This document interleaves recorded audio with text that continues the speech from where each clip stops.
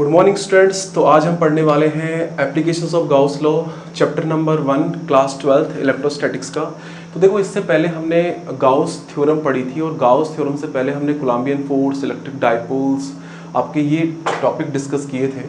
अभी हम लोग जो एप्लीकेशंस ऑफ गाउस लॉ में पढ़ेंगे वो गाउस लॉ को देख लेते हैं एक बार। गाउस लॉ क्या कहता है? तो देखो, कहीं पर भी हमें इलेक्ट्रिक फील्ड की कैलकुलेशन करनी होती है तो गाउस लॉ जो होता है वो बड़ा सिंपल सी फॉर्म में उसको कैलकुलेट करवा लेता है, और वो होती है हमारी जो फ्लक्स टोटल निकलने वाला है E ऑफ ds, यहाँ पर close integral equal to total charge upon कितना, एप्सिलॉन नॉट। ठीक है, यहाँ पर आप एप्सिलॉन नॉट की जगह एप्सिलॉन ले सकते हैं अगर कि किसी मीडियम के अंदर सिचुएटेड है।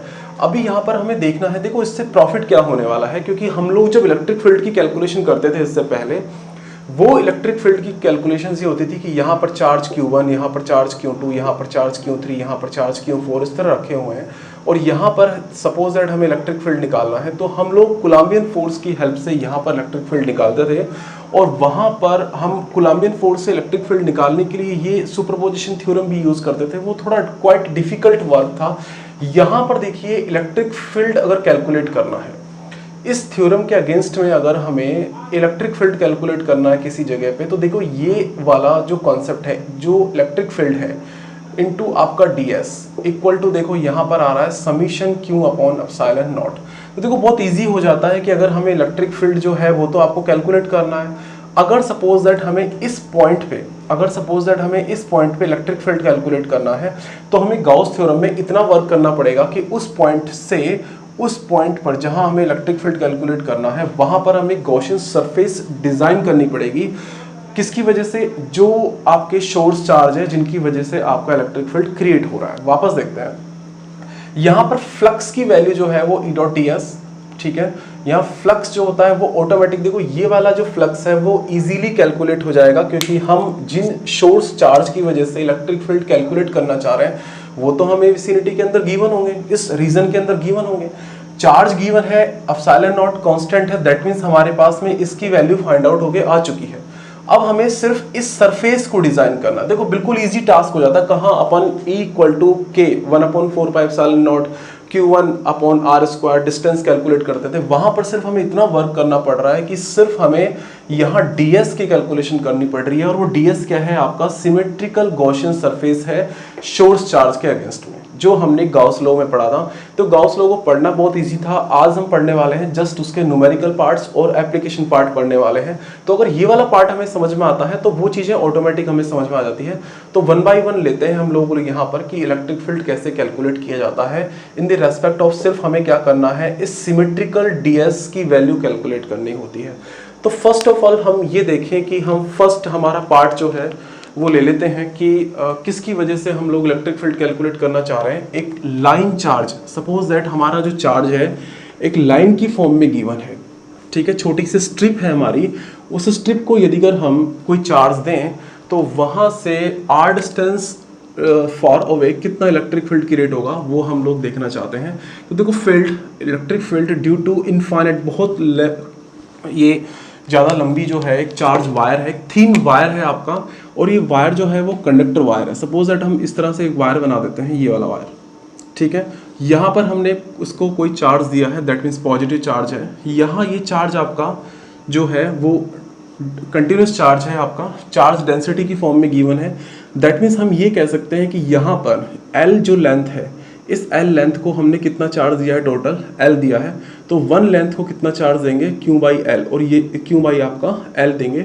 और यहाँ पर इसी को तो हमने लैम्बडा बोला था, ठीक है, लीनियर चार्ज डेंसिटी, ठीक है, या लाइन चार्ज डेंसिटी। इसको हमने यहाँ पर बोला भी था कि ये होगा लाइन चार्ज डेंसिटी। ओके, ये बात समझ में आती है लाइन चार्ज डेंसिटी क्या होती है, क्योंकि यहाँ पर हमने ये जो वैल्यू गिवन है इसी के रेस्पेक्ट में हमें टोटल चार्ज कैलकुलेट करना पड़ेगा। देखो, इस बात को समझते हैं कि ये आपका एक लाइन है। सपोज दैट ये बोर्ड की तरह एक स्ट्रिप हो सकती है, एक वायर हो सकता है, हमारा छोटा सा बाल हेयर जो होता है उसके साइज का है। तो यहाँ पर इसकी जो टॉप सरफेस होती है वो टॉप सरफेस बड़ी ही थिन होती है, मतलब बहुत छोटी होती है यहाँ पर। और यहाँ पर अगर ये सिलेंड्रिकल फॉर्म में है तो ऊपर वाला जो पोर्शन है वो एक डिस्क की फॉर्म में होगा, मतलब ऊपर एक टॉप में एक डिस्क होगी और यहाँ पर बॉटम में एक डिस्क होगी, और यहाँ पर ये सिलेंड्रिकल फॉर्मेट है, दैट मीन्स यहाँ पर एक सिलेंड्रिकल सरफेस होगी। तो दैट मीन्स हम छोटा से पोर्शन को यहाँ पर रिजॉल्व करें, मतलब ये है तो एक आपका सिलेंडर है। अब इस छोटे से पोर्शन को हम लोग यहाँ पर रिजॉल्व करें, छोटा थोड़ा सा बनाकर बड़ा बनाकर देखें तो हम लोग गॉसियन सरफेस बना सकते हैं। दैट मीन्स यहाँ पर देखो इस तरह से गॉसियन सरफेस बना सकते हैं। इसके सिमेट्रिकल हमें जहाँ पर देखो, ये इसका लॉजिक क्या है, इसका कॉन्सेप्ट क्या है कि इस चार्ज वायर की वजह से r डिस्टेंस पे, अगर यहाँ पर r डिस्टेंस पे एक पॉइंट है तो वहां पर हम इलेक्ट्रिक फील्ड की कैलकुलेशन करना चाह रहे हैं। ये हमारा वर्क है, यहाँ पर हम इलेक्ट्रिक फील्ड की कैलकुलेशन करना चाह रहे हैं। ठीक है, ये रेडियल डिस्टेंस है और ये आपका सिलेंडर के अगेंस्ट में रेडियल डिस्टेंस होती है, वो तो आपका 3 डायमेंशनली होंगी। तो यहाँ पर इसको भी हम नीचे ड्रॉप कर दें, क्योंकि ये आपका क्या है, एक आपका सिमेट्रिकल। देखो यहाँ पर बस ये गॉसियन सरफेस ही है सब कुछ, यहाँ पर डिज़ाइन करने वाली चीज़ें। ये डिज़ाइन अगर ये हो गया आपसे प्रॉपर तो कोई प्रॉब्लम नहीं आएगी, ये वाला डिज़ाइन। ठीक है, अगर ये गॉसियन सरफेस है, अगर ये गॉसियन सरफेस बना दी हमने और ये गॉसियन सरफेस जस्ट सिमेट्रिकल होनी चाहिए आपके, किसके सिमेट्रिकल होनी चाहिए, इस आपके सोर्स चार्ज के सिमेट्रिकल होनी चाहिए।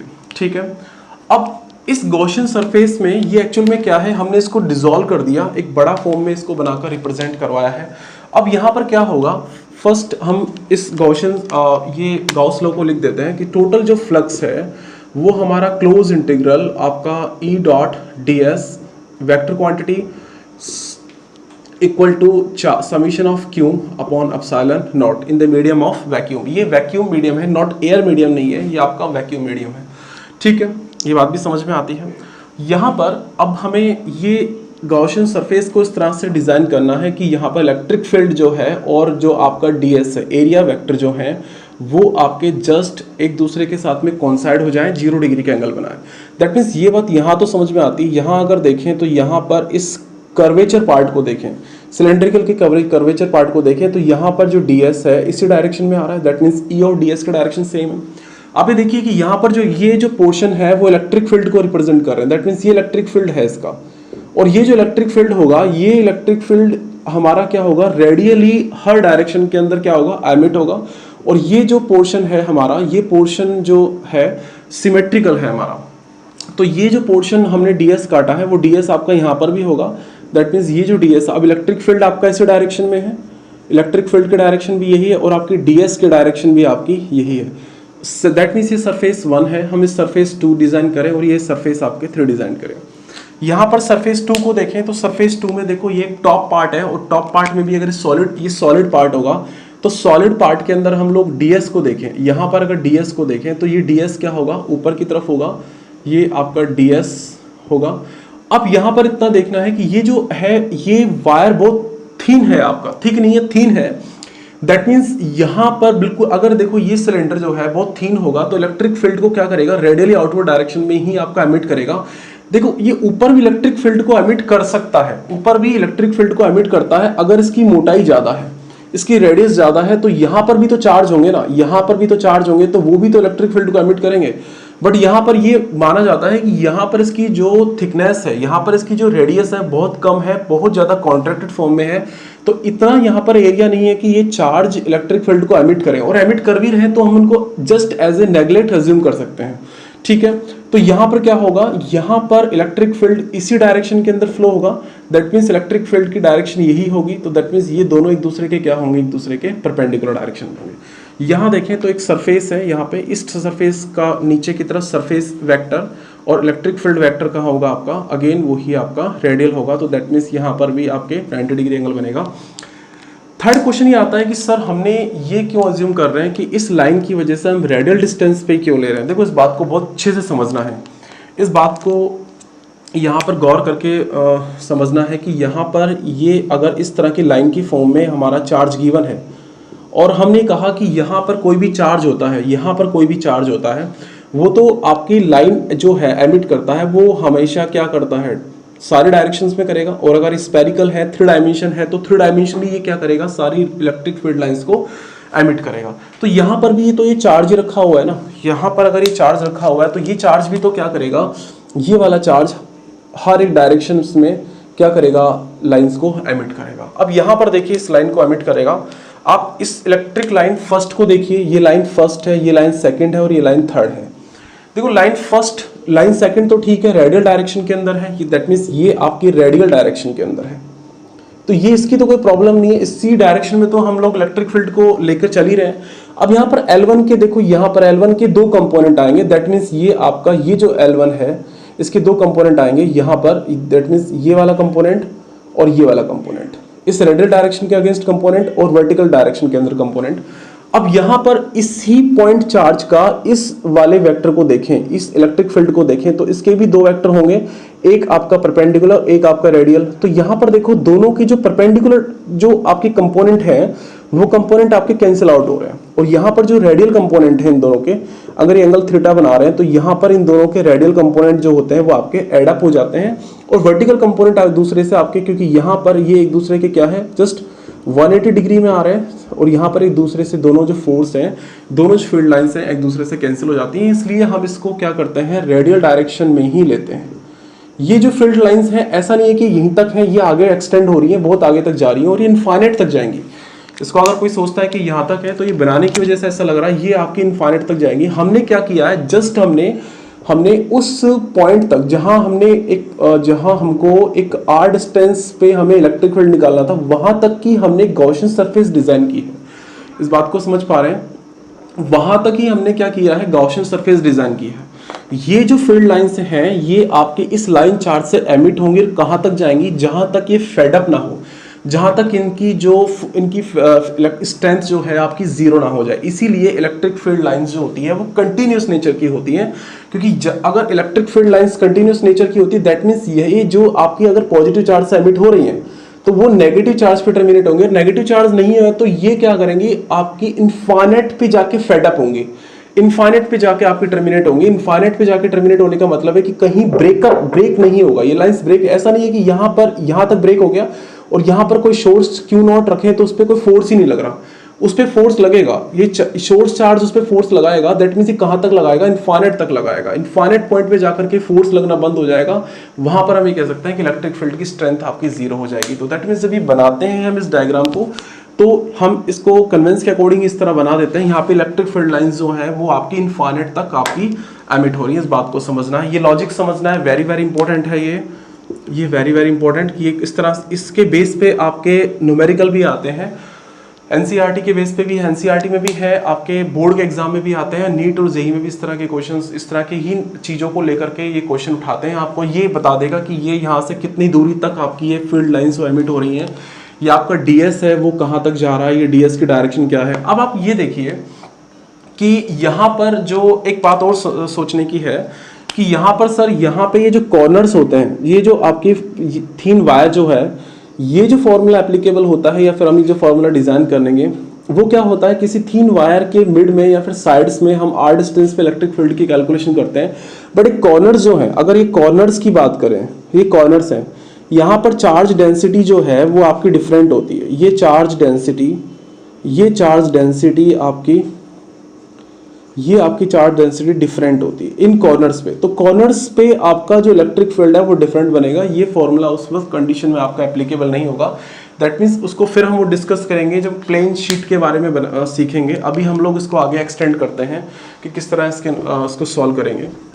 देखिए इसमें अब हमें क्या करना है, इस फ्लक्स की कैलकुलेशन करनी है, तो हम इस वाले पोर्शन को देखो, इस वाले पोर्शन को अगर हम लोग देखें तो यहाँ पर इंटीग्रेशन लग रहा है डीएस का। ये डीएस क्यों माना है हमने, यहाँ पर ये क्लोज इंटीग्रल है और यहाँ पर अगर हम इलेक्ट्रिक फील्ड को बाहर निकाल दें तो आपका ये क्लोज इंटीग्रल आपका डीएस, सपोज दैट इसको इस तरह से करते हैं, सपोज दैट हम इसको बाहर निकाल देते हैं और यहाँ क्लोज इंटीग्रल ऑफ डीएस करते हैं। देखो यहाँ पर इस क्लोज इंटीग्रल ऑफ डीएस में अगर हमें इस पूरे की पूरे सरफेस का क्लोज सरफेस, यहाँ पर ये इंडिकेट करता है कि ये जो इंटीग्रेशन होने वाला है पूरे की पूरी क्लोज सरफेस पे होने वाला है। दैट इज उस कंडीशन में ये वाली सरफेस भी काउंट होगी, ये पूरी की पूरी सरफेस और नीचे वाली सरफेस भी काउंट होगी, जो डिस्क की है, दोनों डिस्क की सरफेस और ये सिलेंड्रिकल कर्वेचर पार्ट की सरफेस काउंट होंगी। अब यहाँ पर देखें तो यहाँ पर अगर हम लोग पूरे की पूरे सरफेस एरिया पता है हमें तो वो भी कर सकते हैं, बट वहां पे पैटर्न डिफरेंट आ रहा है। देखो इलेक्ट्रिक फील्ड और डीएस के जो पैटर्न आ रहे हैं ना, अगर वो यूनिक आते, अगर वो सेम आते, जैसे यहाँ पर आ रहा है दोनों के बीच एंगल आपका 0 बन रहा है, अगर यहाँ पर भी एंगल 0 बनता तो हम लोग इसको पूरे के पूरे सरफेस एरिया को एक साथ ही लिख सकते थे। बट यहाँ पर देखो हम कितने पार्ट में इसको डिवाइड करेंगे जहां पर इन दोनों के पैटर्न जो है वो आपके डिफरेंट बन रहे हैं। इस बात को वापस देखते हैं कि यहां पर ये जो क्लोज इंटीग्रल है, यहां पर इस क्लोज इंटीग्रल को हमें ब्रेक करना पड़ेगा कितने पार्ट्स में, उतने पार्ट्स में जितने पार्ट में ये आपका जो डिस्ट्रीब्यूशन है इसका वो डिफरेंट आ रहा है, जहां पर इनके कॉम्बिनेशन आपके डिफरेंट आ रहे हैं। दैट मीन्स अब यहाँ देखिए, यहाँ पर कॉम्बिनेशन डिफरेंट, यहाँ पर कॉम्बिनेशन डिफरेंट, यहाँ पर कॉम्बिनेशन डिफरेंट। तो हमें इस क्लोज इंटीग्रल को हमें 3 पार्ट में डिवाइड करना पड़ेगा, और जब हम इसको 3 पार्ट में डिवाइड करेंगे, ये पार्ट अलग हो जाएगा, ये वाला पार्ट अलग हो जाएगा, ये वाला पार्ट अलग हो जाएगा। तो देखो जब इस पार्ट को अलग कर देंगे तो ये डिस्क की तरह बिहेव करेगा, डिस्क, एक डिस्क की तरह। इस पार्ट को हम अलग कर देंगे तो डिस्क की तरह बिहेव कर देगा। दैट मीन्स अब ये दोनों सरफेस आपकी क्लोज नहीं है, ठीक है। यहां पर देखिए ये कर्वेचर पार्ट, अब ये कर्वेचर पार्ट जब अलग हो चुका होगा तो ये कर्वेचर पार्ट भी आपका क्लोज सरफेस नहीं, क्योंकि ये ओपन हो चुका होंगे, ये ओपन हो चुके होंगे, ठीक है। इस बात को समझना है। और यहां पर इस वाले इंटीग्रल को, क्लोज इंटीग्रल को हमें 3 पार्ट में डिवाइड करना है, क्योंकि यहां पर ई ऑफ डी एस के डिस्ट्रीब्यूशन हमें यहां पर सेम नजर नहीं आ रहा है, ठीक है। तो इसको हम लोग किस तरह से कर सकते हैं, यहां पर इंटीग्रेशन, यहां टोटल, ये तो टोटल ही हम लोग कैलकुलेट करना चाहते हैं। यहां पर इंटीग्रल देखो, फर्स्ट हम सरफेस 1 के लिए देखें, फर्स्ट सरफेस ऑफ 1 के लिए हम लोगों ने ई of D S of 1 plus हम, क्योंकि ये अब आपका सरफेस S1 जो है ओपन है, दैट मीन्स ओपन सरफेस, ये आपका वेक्टर क्वांटिटी इलेक्ट्रिक फील्ड हमें, और यहाँ पर ds ये भी वेक्टर क्वांटिटी होगा, plus surface of S2 electric field d of s, surface d of s, और यहाँ पर सरफेस आपकी 2 आ जाएगी। तो सरफेस 2 कहाँ है, दिस वन, और यहाँ पर सरफेस 2 बोला गया, क्लोज नहीं है, अब ये ओपन हो चुकी है क्योंकि हमने इसको ब्रेक कर दिया है 3 सरफेस के अंदर। सरफेस 2 हम यहाँ पर वेक्टर फॉर्म में लिखें, प्लस यहाँ पर सरफेस ऑफ 3, ये भी आपकी इस तरह से ही d ऑफ s ऑफ 3 ये कैलकुलेट हो गया, ठीक है। अब देखो होना क्या है, अब सरफेस 1 के लिए देखें तो सरफेस 1 को डिफाइन करें तो यहाँ देखो e ऑफ ds, तो ये यहाँ पर e of ds cos of 0 degree, ठीक है। ये यहाँ पर सब, दैट मीन्स यहाँ पर सरफेस 1 प्लस यहाँ पर सरफेस 2 क्या होगा, यहाँ पर ये S2 के लिए देखो E ऑफ ds, तो देखो S2 कहाँ, दिस E ऑफ ds, दोनों के बीच आपका 90 डिग्री का एंगल बन रहा है, तो E of ds 2 cos of कितना 90 डिग्री, ठीक है। प्लस यहाँ पे यहाँ S ऑफ 3, सेम सिचुएशन यहाँ पर S ऑफ 3 में देखो इलेक्ट्रिक फील्ड और ds, तो यहाँ पर इलेक्ट्रिक फील्ड एंड ds उसके बीच में कितना डिग्री का एंगल बन रहा है, 90 डिग्री का भाई। तो यहाँ पर अब हमें वेक्टर क्वांटिटी लगाने की जरूरत नहीं, क्योंकि ये एंगल को ये आपका कॉस पार्ट जो है वो रिप्रेजेंट करवा रहा है। तो देखो यहाँ पर ये कितना हो जाएगा 0, ये पूरा की पूरा cos 90 0 प्लस ये 0 हो जाएगा। और ये समझ में भी आ रहा है, देखो 0 क्यों हो रहा है, क्योंकि यहाँ पर इलेक्ट्रिक फील्ड तो इस डायरेक्शन में है, इलेक्ट्रिक फील्ड तो इस डायरेक्शन में है, और आपका ये जो है, जो आपका ds जो है वो आपका परपेंडिकुलर डायरेक्शन में रखा हुआ है। तो इलेक्ट्रिक फील्ड तो देखो ये कैप इस तरह रखा हुआ है और ये फील्ड इस तरह निकल रहा है, तो कैप से कोई पार्ट पास होने वाला है क्या, नहीं होने वाला। वापस देखो ये कैप इस तरह रखी हुई है और इलेक्ट्रिक फील्ड इस तरह जा रहा है आपका। अगर इलेक्ट्रिक फील्ड इस तरह जाता ना तो ये आपका पास होता। अगर यहाँ पर भी देखो ये है और इस इलेक्ट्रिक फील्ड इस डायरेक्शन में जा रहा है, तो दैट मीन्स इस कैप में से तो पार्ट पास नहीं होगा। ये कैप में से कब पास हो, जब आपका इलेक्ट्रिक फील्ड इस डायरेक्शन में होता। तो ये बात लॉजिकली समझ में आ रही है और यहाँ पर मैथमेटिकल भी इसको समझ पा रहे हैं। तो यहाँ पर देखो इलेक्ट्रिक फील्ड तो आपका इस डायरेक्शन में कांस्टेंट है, यहाँ पे रेडियल डायरेक्शन में। देखो यहाँ पर इसको बाहर क्यों ले सकते हैं, क्योंकि इस इंटीग्रेशन से बाहर लेने का मतलब ये है S1 और यहाँ पर ds cos 0 की वैल्यू 1, तो यहाँ पर ds ऑफ 1 ले लेंगे। तो देखो यहाँ पर हमने इसको s ऑफ 1 ले लें, तो यहाँ पर इलेक्ट्रिक फील्ड को बाहर क्यों निकाल दिया, क्योंकि इस पूरे की पूरे पार्ट में, इस पूरे की पूरी ds सरफेस में इलेक्ट्रिक फील्ड जो है वो आपका कांस्टेंट है। इलेक्ट्रिक फील्ड इस पूरे की पूरे, क्योंकि जब आपने ds को डिफाइन किया तो आपने ये भी डिफाइन, ये बाउंड्री भी डिफाइन कर दी है, ठीक है। जब आपने ds को डिफाइन किया तो ये बाउंड्री भी आपने डिफाइन की है, तो ये बाउंड्री आपने डिफाइन करते के साथ ही इलेक्ट्रिक फील्ड भी आपका यहाँ पर सेम आ गया। आप मुझे बताइए कि अगर हम ये सिलेंड्रिकल सरफेस लें तो सिलेंड्रिकल सरफेस के जितने भी पार्ट इसके सर्कमफ्रेंस पे आ रहे हैं, क्या वहां पर उसकी प्रॉपर्टी सेम नहीं रहेगी? अगर यहाँ से कुछ फील्ड लाइन से निकल रही हैं तो सेम रहेंगी।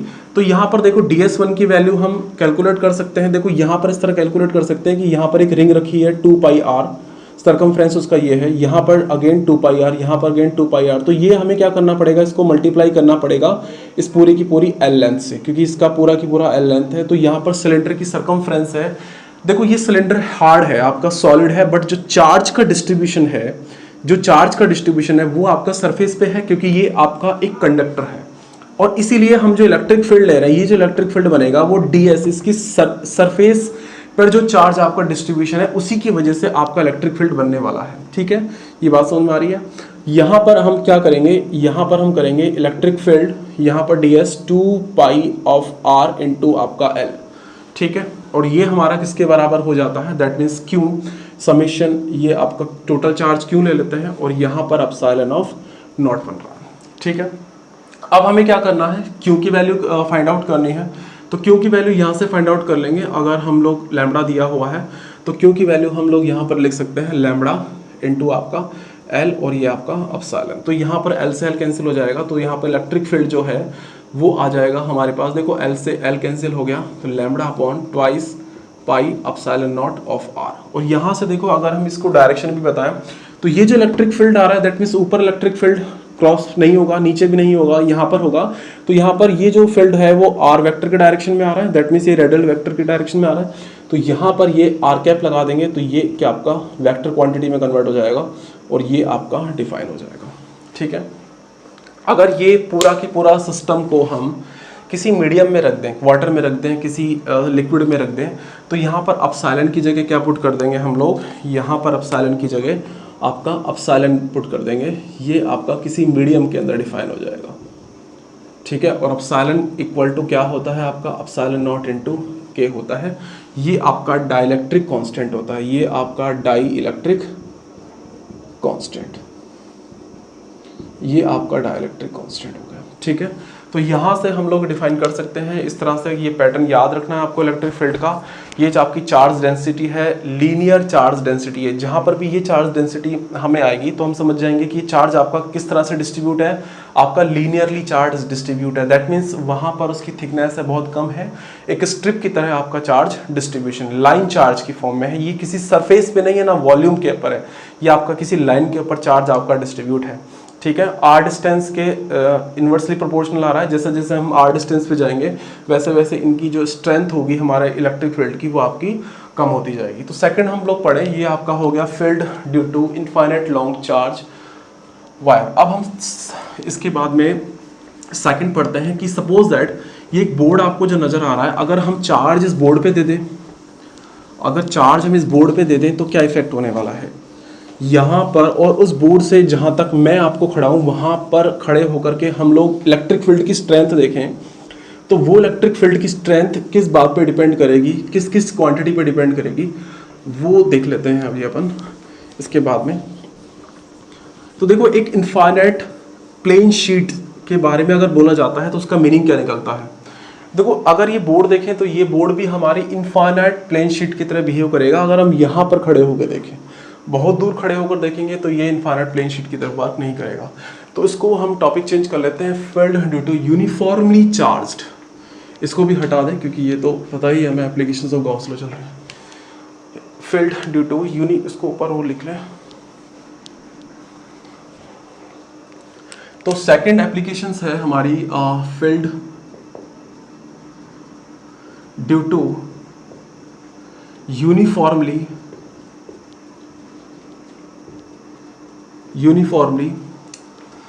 इनफाइनाइट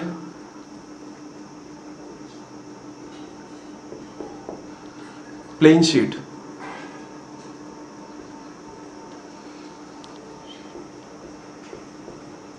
यूनिफॉर्मली चार्ज्ड, यहाँ पे ये भी लिख लीजिए, uniformly charge infinite plane sheet.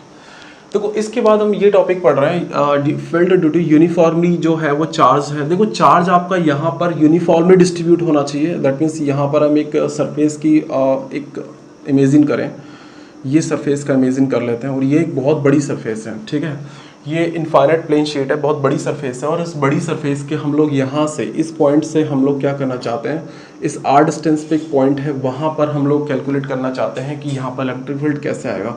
देखो अगर हमारा बोर्ड में क्वेश्चन आता है तो बोर्ड में इतना तो ये लिखा आता है, field due to infinite uniformly charge infinite plane sheet. तो देखो अगर ये चार्ज प्लेन शीट है दैट मीन्स आप इतना तो बना सकते हो कि इसको चार्ज करना है हमें, ठीक है। ये इस तरह से हमने इसको चार्ज कर लिया। देखो ये चार्ज आपकी पॉजिटिव भी हो सकती थी, नेगेटिव भी हो सकती थी, ठीक है। अब हमें क्या करना है, फील्ड ड्यू टू यहाँ से ये चार्ज आपका जो है वो यूनिफॉर्मली डिस्ट्रीब्यूट होना चाहिए। ऐसा नहीं है इस वाले पोर्शन पे ज़्यादा चार्ज को डिस्ट्रीब्यूट किया है और इस वाले पोर्शन पे हमने कम कर दिया है। तो प्लेन शीट की वजह से हम लोग यहाँ पर देखें कि यहाँ पर कितना फील्ड बनने वाला है। तो देखिए हम लोग अगेन वापस हम गॉस लॉ पे चलते हैं। तो यहाँ से जो फील्ड है, फ्लक्स है आपका, close integral of D of D S equal to आपका summation of Q upon epsilon of naught, ये आ चुका है हमारे पास। तो देखो हमें वापस इलेक्ट्रिक फील्ड की कैलकुलेशन करनी है और हमें यहाँ पर ये फॉर्म पता लग सकती है इजीली, और हम लोग इस सरफेस को डिज़ाइन करना चाहते हैं। ये आपकी गॉसियन सरफेस है। जो गॉसियन सरफेस हमें लेनी है वो सिमेट्रिकल लेनी है ऑफ सोर्स चार्ज के। यहाँ पर देखो एक प्लेन शीट है, ठीक है।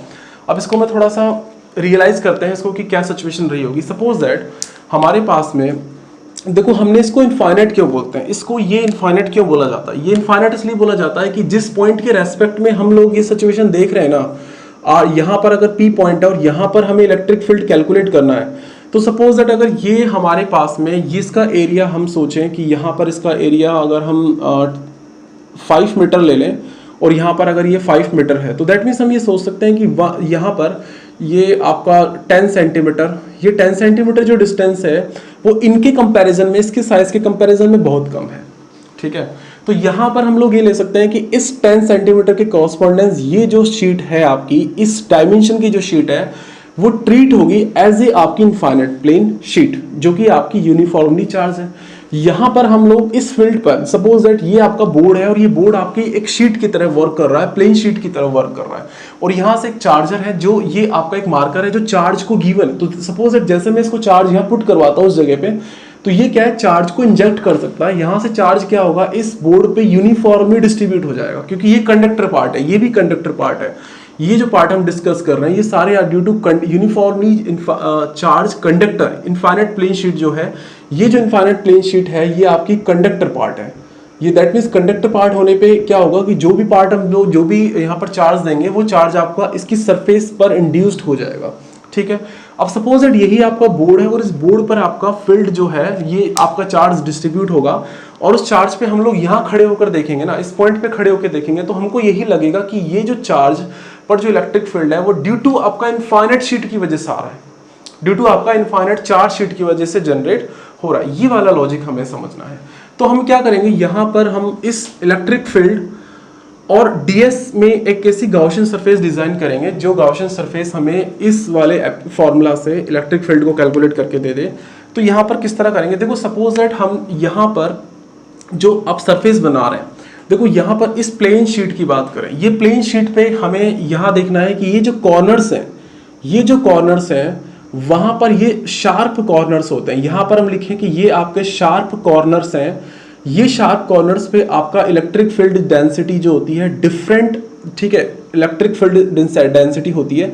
यहाँ पर बनाए तो इस तरह से इलेक्ट्रिक फील्ड डेंसिटी बनती है। तो यहाँ पर ये जो फॉर्मूला बनेगा वो इन पॉइंट्स पे डिफाइंड नहीं है, not defined in sharp corner, ठीक है। यहाँ पर कह सकते हैं कि नॉट डिफाइंड, ये आपकी not defined in sharp corners पे डिफाइन नहीं है।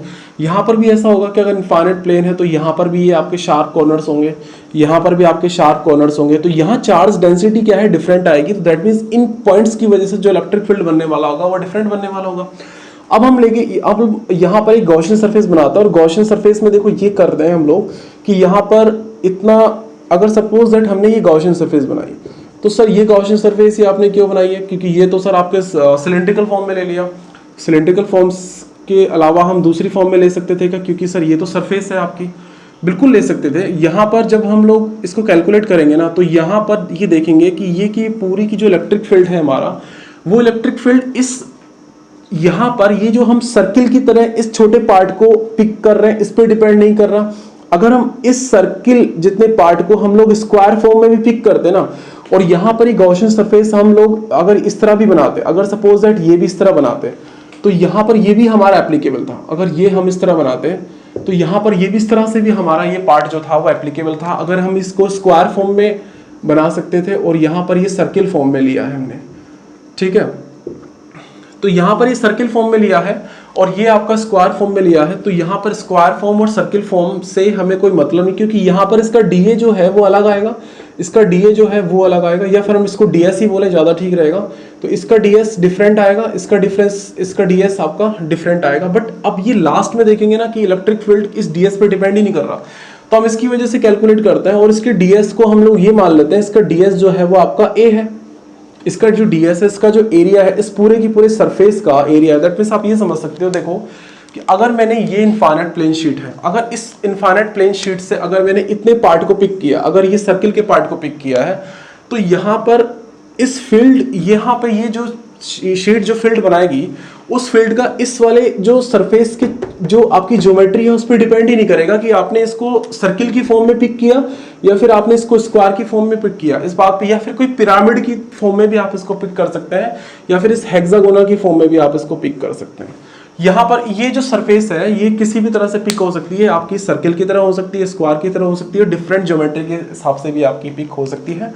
तो यहाँ पर इसको एक चीज़ और इसको यहाँ पर समझनी है, यहाँ पे हम लोग जब कैलकुलेशन करते हैं तो क्या मिस्टेक होती है, यहाँ पर हम टोटल फ्लक्स अगर यहाँ देखें तो टोटल फ्लक्स कितना हो जाएगा, यहाँ पर सिंपल कैलकुलेशन है, देखो यहाँ पर E of ds cos of theta, यहाँ पर देखें तो आपका ds भी इसी डायरेक्शन में है, दैट मीन्स ये ds इसी डायरेक्शन में है, और इलेक्ट्रिक फील्ड भी तो आपका इसी डायरेक्शन में है। तो यहाँ पर दोनों के बीच में कितना एंगल बनेगा, 0 डिग्री का। अब सेम ये देखिए, ये चार्ज आपका ये प्लेन शीट है, अगर इस प्लेन शीट को हमने, ये प्लेन शीट है, तो इस प्लेन शीट को अगर आपने चार्ज दिया तो ये फील्ड लाइंस आपकी आउटवर्ड डायरेक्शन में भी एमिट करेंगी और जस्ट इसके पीछे के डायरेक्शन में भी एमिट करेंगे।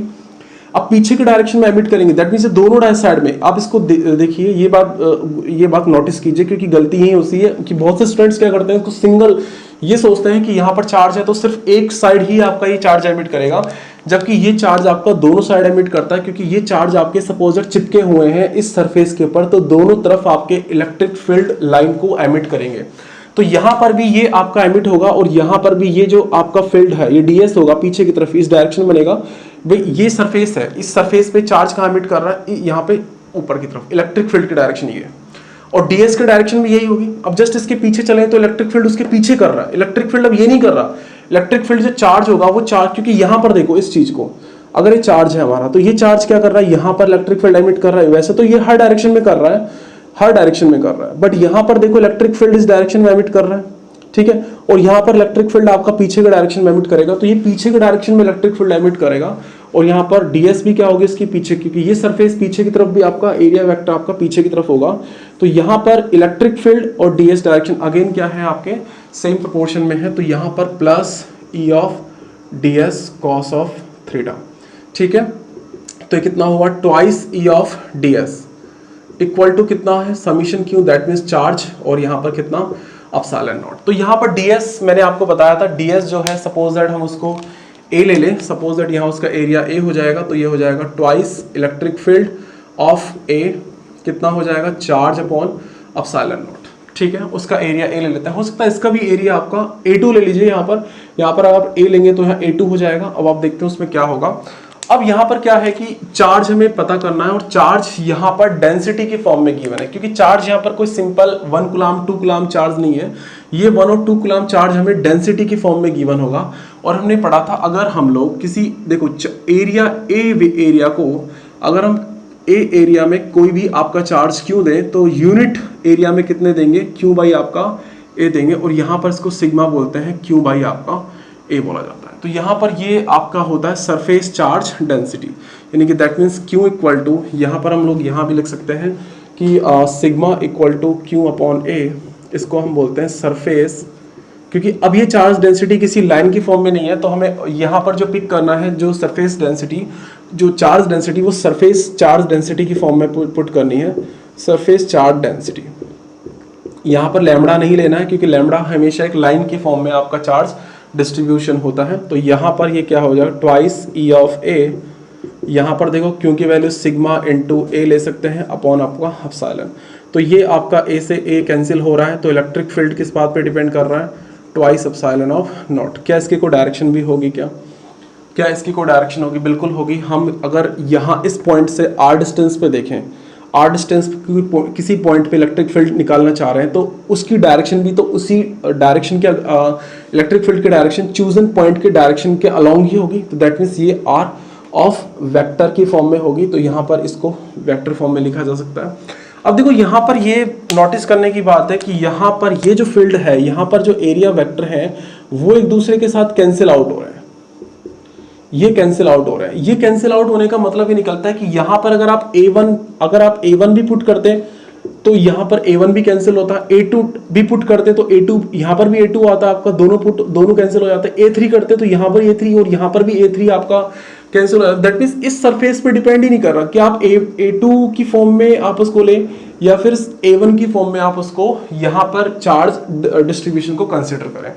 तो यहाँ पर ये हो गया आपका field due to uniformly charge plane sheet की हो से। ये बात ध्यान रखना है कि ये जो आपका फील्ड पैटर्न डिजाइन होता है ये आपका वैलिड है ओनली आपका mid part of this plane sheet. ये आपको याद रखना है, this electric field are valid only mid part of the plane sheets. It is not valid in corners part of the plane sheet because the charge density will be different at different corners of plane sheet.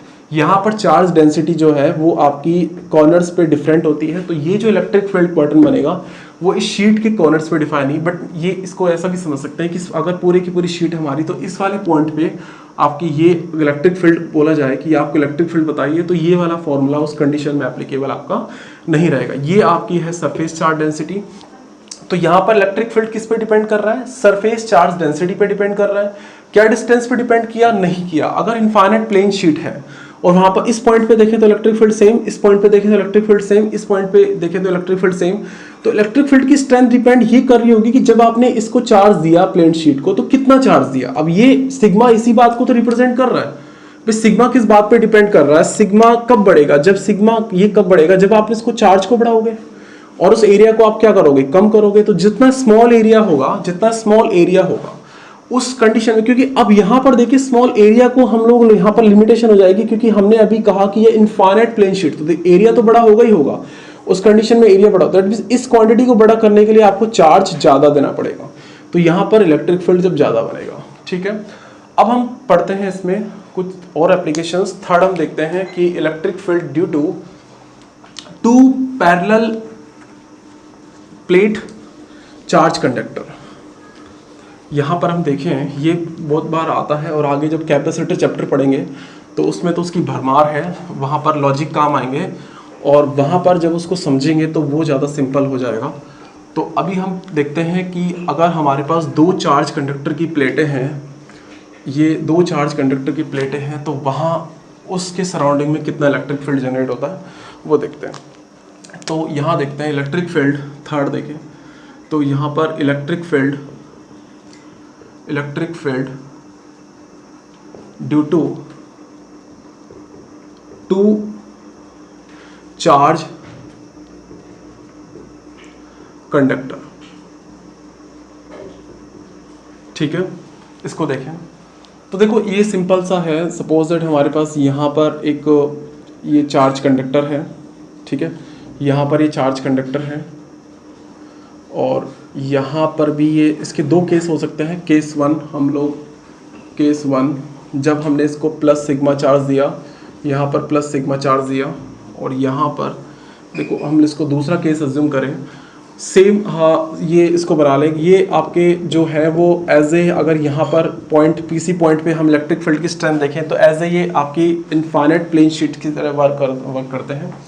अब यहाँ पर देखो ये भी आपका positive charge है, या हमें यहाँ निकालना है इलेक्ट्रिक फील्ड की स्ट्रेंथ, या फिर हमें अब जो निकालना है यहाँ पर दूसरा केस ये हो सकता है कि अगर हम फर्स्ट जो प्लेट है उसको हम लोग पॉजिटिव चार्ज दें, जो कि कैपेसिटर का केस बनेगा जब हम नेक्स्ट चैप्टर में कैपेसिटर पढ़ेंगे, और दूसरे प्लेट को हम लोग अगर नेगेटिव चार्ज दें, अगर यहाँ पर ये आपका नेगेटिव चार्ज है, यहाँ पर ये आपका नेगेटिव चार्ज है। तो हमें निकालनी है इलेक्ट्रिक फील्ड स्ट्रेंथ। अगर ये देखो, अब यहाँ पर देखो ये प्लेटें हैं, 2 चार्ज कंडक्टर प्लेट, ठीक है, ये प्लेट है। अब अगर ये प्लेट है तो हम कह सकते हैं कि ये आपकी एक शीट की तरह वर्क कर रही है, ठीक है।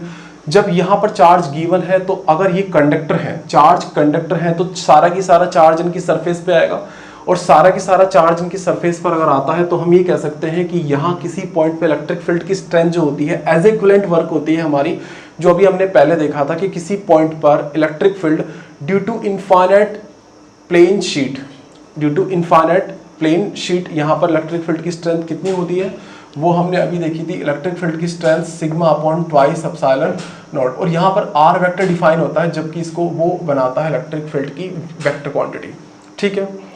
तो हमें निकालना है, देखो यहाँ पर हमने प्लस सिग्मा दिया, दैट मीन्स इसको प्लस क्यू चार्ज दिया, और यहाँ पर माइनस सिग्मा जिसकी चार्ज डेंसिटी है इस प्लेट की, और यहाँ पर इनके जो एरिया है दैट मीन्स ये सबके एरिया हम लोग मानते हैं कि एरिया आपके सबके ए है, इन एरिया में डिफाइन है, ठीक है।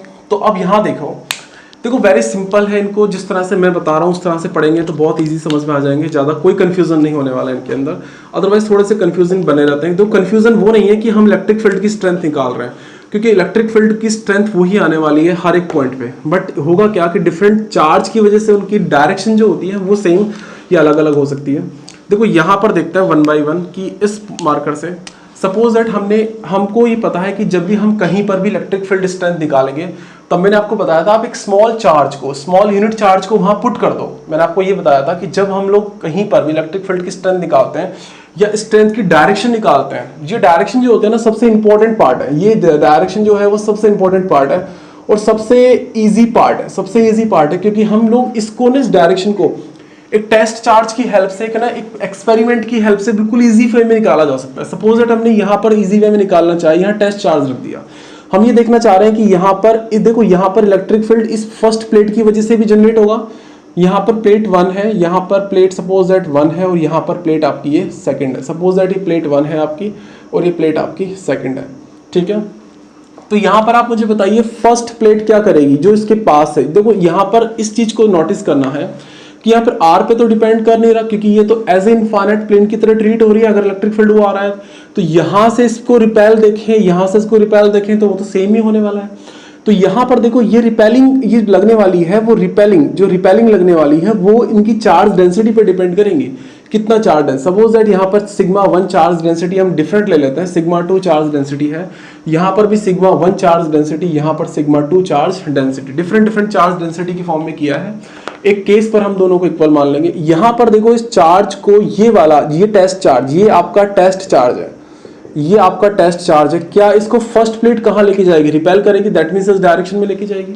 दैट मीन्स आपका इलेक्ट्रिक फील्ड 1 इस डायरेक्शन में होगा, नो प्रॉब्लम। अब यहाँ पर देखो ये सेकंड प्लेट भी क्या करेगी, इसको इधर ही लेके जाएगी, तो इलेक्ट्रिक फील्ड की डायरेक्शन सेकंड की भी इसी डायरेक्शन में हो गई है, ये इलेक्ट्रिक फील्ड की सेकंड की डायरेक्शन हो गई है, ठीक है।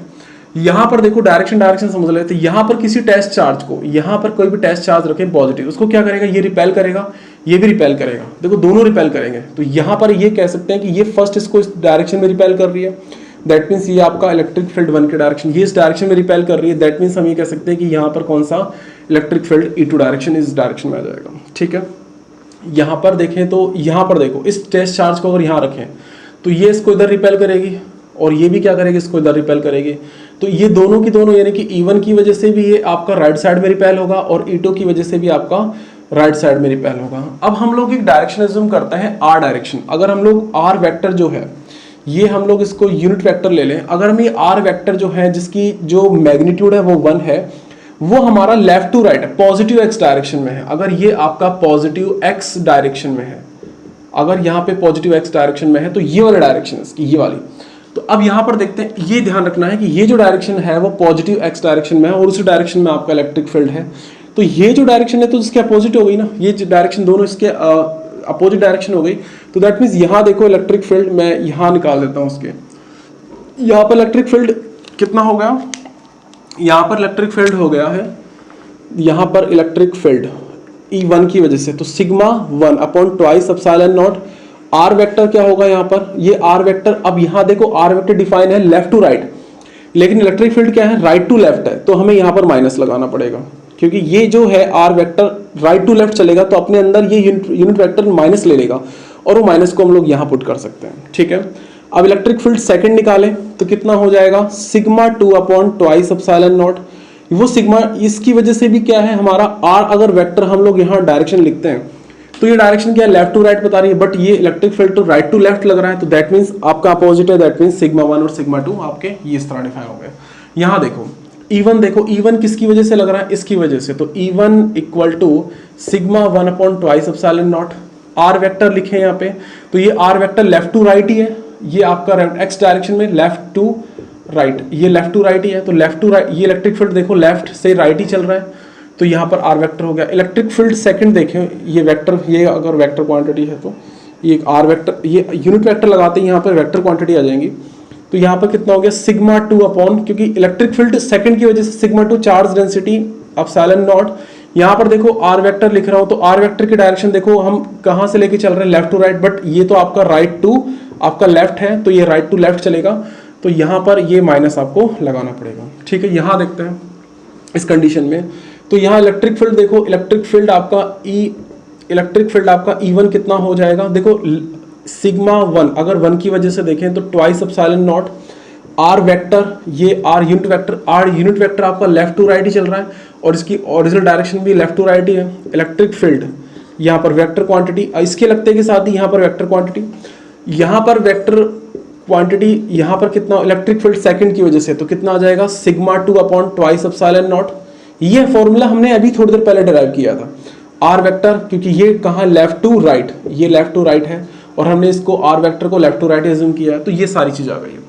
तो यहाँ टोटल इलेक्ट्रिक फील्ड कितना हो जाएगा, टोटल हो जाएगा आपका E1 प्लस आपका E2, ये वेक्टर हो जाएगा, और ये दोनों देखो ये भी आर डायरेक्शन में, आर डायरेक्शन में, तो दोनों आपका एल्जेब्रिकली जुड़ सकते हैं, जबकि है आपका वेक्टोरियल क्वांटिटी, तो माइनस का सिग्मा 1 प्लस सिग्मा 2 अपॉन कितना ट्वाइस एप्सिलॉन नॉट, ये चीज आ गई है हमारे पास। यहाँ देखो तो इलेक्ट्रिक फील्ड स्ट्रेंथ कितनी आ जाएगी, यहाँ पर देखो इस वाले में से आपका sigma 1 minus sigma 2 upon twice epsilon not, और यहाँ पर ये कितना आ जाएगा आर ऑफ वेक्टर, ठीक है। यहाँ देखो कितना आ जाएगा इलेक्ट्रिक फील्ड इक्वल टू यहाँ पर वेक्टर क्वांटिटी, यहाँ पर इलेक्ट्रिक फील्ड कितना आ जाएगा सिग्मा 1 प्लस सिग्मा 2 अपॉन कितना आ जाएगा ट्वाइस एप्सिलॉन नॉट, किस डायरेक्शन में आपका आर डायरेक्शन में, ठीक है। ये बात समझ में आ रही है, ठीक है। अब यहाँ पर इस साइड में देखते हैं, फॉर प्रैक्टिस हो जाएगी। सपोज दैट यहाँ पर हमें चाहिए, यहाँ पर हम टेस्ट चार्ज को रख देते हैं। अब ये टेस्ट चार्ज क्या होगा, रिपेल करेगा, कौन इलेक्ट्रिक फील्ड रिपेल करेगा, यहाँ पर इलेक्ट्रिक फील्ड इसकी डायरेक्शन ये वाली हो गई, इसको इस मार्कर से बनाते हैं। अगर हमने इसको यहाँ पर देखो, यहाँ हमें इलेक्ट्रिक फील्ड निकालनी है इस पॉइंट पे, देखो क्वेश्चन किस तरह आएगा, हमको ये कहा जाएगा कि यार इन दोनों प्लेटों के मिड के अंदर जो है इलेक्ट्रिक फील्ड स्ट्रेंथ कितनी है। आपसे कहा जाएगा कि इन प्लेटों के लेफ्ट साइड में टोटल इलेक्ट्रिक फील्ड स्ट्रेंथ कितनी है, इन कहा जाएगा कि ये इन प्लेटों के राइट साइड में, दोनों प्लेटों की वजह से राइट साइड में इलेक्ट्रिक फील्ड स्ट्रेंथ कितनी है। यहाँ पर देखो एक चार्ज को हमने क्यू पुट किया, ये क्या करेगा, इसको रिपेल करेगा, तो दैट मीन्स इलेक्ट्रिक फील्ड की डायरेक्शन इस डायरेक्शन में आ गई, ठीक है। ये Q2 क्या करेगा, इसको अट्रैक्ट करेगा, तो दैट मीन्स ये क्या करेगा, इलेक्ट्रिक फील्ड 2 इसको उधर की साइड लेकर जाएगा, ये इस डायरेक्शन में आ गया, ठीक है। अब यहाँ पर टेस्ट चार्ज Q को रख रहे हैं, तो ये क्या करेगा, इसको रिपेल करेगा, और ये क्या करेगा, इसको अट्रैक्ट करेगा, तो दोनों की साइड डायरेक्शन जो है वो सेम डायरेक्शन में आ गई है, ठीक है। यहाँ देखो ये क्या करेगा, यहाँ पर अगर टेस्ट चार्ज हम रख देंगे तो ये क्या करेगा, इसको रिपेल करेगा, इलेक्ट्रिक फील्ड इसको रिपेल करेगा E1 डायरेक्शन पे, और ये क्या करेगा, इसको अपनी तरफ अट्रैक्ट करेगा, दैट मीन्स ये जो है अपनी तरफ अट्रैक्ट करेगा, दैट मीन्स ये जो आया है आपका नेगेटिव चार्ज की वजह से, ये आपका इलेक्ट्रिक फील्ड ऑफ सेकंड की वजह से आएगा। तो देखो दोनों अपोजिट है, मतलब यहाँ पर देखो इलेक्ट्रिक फील्ड जो है, यहाँ पर अब इतना लिखें कि ये जो इलेक्ट्रिक फील्ड है E2 जो है आपका इस डायरेक्शन में आएगा और E1 आपका इस डायरेक्शन में आएगा। तो यहाँ लिखना स्टार्ट कर दें, E1 कितना हो जाएगा, E1 आपका हो जाएगा, देखो यहाँ पर सिग्मा, जो कि सिग्मा 1, ठीक है, सिग्मा 1। देखो यहाँ पर अब हम देखें तो सिग्मा 1 और सिग्मा 2, या फिर हम इसको इनकी फॉर्म में भी लिखा जा सकता है कि सिग्मा 1 और सिग्मा 2 आपका नेगेटिव है। अब हम लोग ये मान के चलें, देखो यहाँ पर अब इस कंडीशन में ले लेते हैं कि जब चार्ज कैपेसिटर की बात करेंगे, तो अगर ये केस, क्योंकि ये जो केस है इसका एक स्पेशल केस है, और यहाँ पर हम लोग ये माने कि जितनी चार्ज डेंसिटी पॉजिटिव साइड में, इतनी चार्ज डेंसिटी हमारी नेगेटिव साइड में भी है। तो यहाँ पर सिग्मा, अगर हम इसको प्लस सिग्मा दे रहे हैं, तो यहाँ पर इसको सिर्फ हमें क्या करना पड़ेगा, माइनस सिग्मा देना पड़ेगा, ठीक है। तो यहाँ पर इसको देखें तो सिग्मा की वजह से क्या होगा, ये क्या करेंगे, ये इसको रिपेल करेगा, ये दैट मीन्स यहाँ पर ट्वाइस एप्सिलॉन नॉट, और यहाँ पर आर वेक्टर की डायरेक्शन होगी क्या, नेगेटिव साइड हो जाएगी, और यहाँ पर ये है जो आपका सिग्मा हो जाएगा। ठीक है, यहाँ पर देखो इलेक्ट्रिक फील्ड सेकंड कैसे कैलकुलेट करेंगे। इलेक्ट्रिक फील्ड आपको राइट साइड में लेके जा रहा है, तो दैट मीन्स राइट साइड में ये वाला चीज़ आ गई, तो राइट साइड में sigma upon twice epsilon not, और यहाँ पर क्या हो गया, इसकी फील्ड डायरेक्शन आपकी राइट साइड में ही है। ठीक है, तो यहाँ पर ये इलेक्ट्रिक फील्ड और ये इलेक्ट्रिक फील्ड, देखो ये दोनों इलेक्ट्रिक फील्ड आपके एक दूसरे से कैंसिल आउट हो रहे हैं। अब यहाँ पर देखो ये दोनों इलेक्ट्रिक फील्ड, देखो यहाँ पर हमने सिग्मा की डायरेक्शन को अज्यूम कर लिया, यहाँ पर ये जो माइनस सिग्मा है ना, हमने इसको डायरेक्शन के साथ ले लिया। अब यहाँ पर माइनस सिग्मा नहीं लगाना हमें, ठीक है, इस बात को समझे। यहाँ पर ये माइनस जो लगाया है हमने इसकी वजह से लगाया है, नॉट इसकी वजह से लगाया हमने।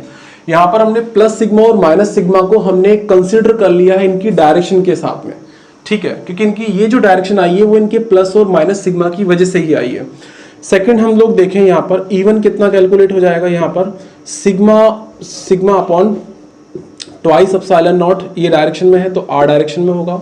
ठीक है, E2 कितना हो जाएगा, E2 sigma upon twice epsilon not, वो भी R डायरेक्शन में हो जाएगा।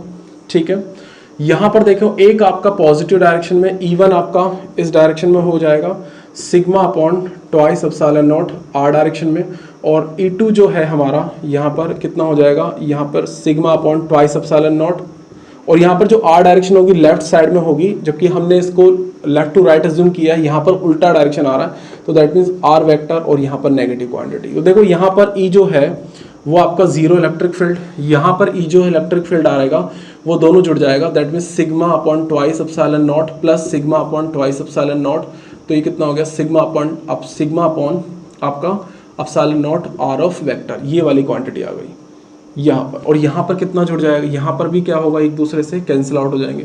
तो दैट मीन्स कहने का मतलब ये निकलता है कि ये ऑल अबाउट हमारा हो गया कि किसी चार्ज प्लेट, दो चार्ज प्लेटें हैं, वो दो चार्ज प्लेटें डिफरेंट जो डेंसिटी की फॉर्म में आपकी चार्ज्ड हैं, तो वहाँ पर डिफरेंट प्लेस पर जो होगा वो इलेक्ट्रिक फील्ड कैसे निकाल सकते हैं। तो देखो ये तो रहा हमारा जनरल केस और ये रहा हमारा एक स्पेसिफाइड केस। तो देखो बिल्कुल सिंपल है, समझ में आ रहा है ये चीज़ें कि हम यहाँ पर अगर हम देखो क्विक हम लोग इसको कैसे रिव्यू करेंगे, इसको इस तरह रिव्यू करना है। देखो यहाँ आपने चार्ज पुट करके देखा तो क्या क्या देखा, ये इसको क्या कर रिपेल कर रहा है और वो उसको क्या अट्रैक्ट कर रहा है, तो रिपेल इस साइड में अट्रैक्ट इस साइड में, तो इलेक्ट्रिक फील्ड आपका जीरो। यहाँ देखो यहाँ किसी चार्ज को रखा, इसकी वजह से चार्ज लेफ्ट टू राइट जा रहा है, इसकी वजह से भी चार्ज आपका लेफ्ट टू राइट जा रहा है, तो that means electric field strength जुड़ गई, और एक इलेक्ट्रिक फील्ड स्ट्रेंथ इतनी है तो जुड़कर कितनी हो जाएंगी, इतनी हो जाएंगी दोनों इलेक्ट्रिक। यहाँ देखा चार्ज, ये चार्ज क्या कर रहा है, ये इसको क्या करेगा, रिपेल करेगा, और ये इसको क्या अट्रैक्ट करेगा, दोनों अपोजिट साइड में आया तो इलेक्ट्रिक फील्ड स्ट्रेंथ आपकी जीरो हो जाएगी। यहाँ पर इस चीज़ को फॉर्म ये याद रखना है। और वही अगेन सारी बातें कि यहाँ पर कॉर्नर्स पे डिफाइन नहीं है, ये आपके जो होते हैं ये पोर्शंस मिड पोर्शन में डिफाइन होते हैं, क्योंकि ये आपकी एक इनफाइनाइट प्लेन शीट की तरह ट्रीट करती है। तो इस तरह इसको सॉल्व किया जा सकता है। तो ये हो गया ऑल अबाउट हमारा चार्ज कंडक्टर प्लेट की वजह से इलेक्ट्रिक फील्ड स्ट्रेंथ। अभी हम पढ़ेंगे कि हमारा जो इलेक्ट्रिक फील्ड स्ट्रेंथ हमें निकालनी होती है वो स्फेरिकल अगर चार्ज है तो वहाँ पे हम लोग स्फेरिकल बाउंड्री बना करके किस तरह उसको चार्ज को कैलकुलेट करते हैं, इलेक्ट्रिक फील्ड को कैलकुलेट करते हैं। और वहाँ पर दो तीन कॉन्सेप्ट हमें देखने हैं कि हमें चार्ज अगर किसी इंसुलेटर को दे दें तो उस कंडीशन में इलेक्ट्रिक फील्ड कैसे निकाला जाता है। कोई दो चार्ज को हम मिड के अंदर रख दें, हॉलो कंडक्टर के अंदर रख दें, और वहाँ से फिर लास्ट में हम लोग उसकी सरफेस पर इलेक्ट्रिक फील्ड कैलकुलेशन कैसे करते हैं, वहाँ से इंडक्शन के थ्रू कैसे आपका इलेक्ट्रिक फील्ड कैलकुलेट होता है, और ड्यू टू फिजिकल कनेक्शन जो चार्ज और स्फेरिकल बाउंड्रीज के बीच में अगर हमने फिजिकल कनेक्शन क्रिएट कर दिया तो वहाँ पर किस तरह से इलेक्ट्रिक फील्ड कैलकुलेट होता है। किसी चार्ज का अगर हम लोग किसी चार्ज को अगर हम किसी स्फेरिकल बाउंड्री के अंदर रख दें तो वहाँ पे इलेक्ट्रिक फील्ड लाइनें किस तरह से एमिट होती हैं, तो वो सारी बातें हम लोग पार्ट सेकंड में डिस्कस करने वाले हैं, application of Gauss law part second. तो उसको जरूर देखिए। Thank you.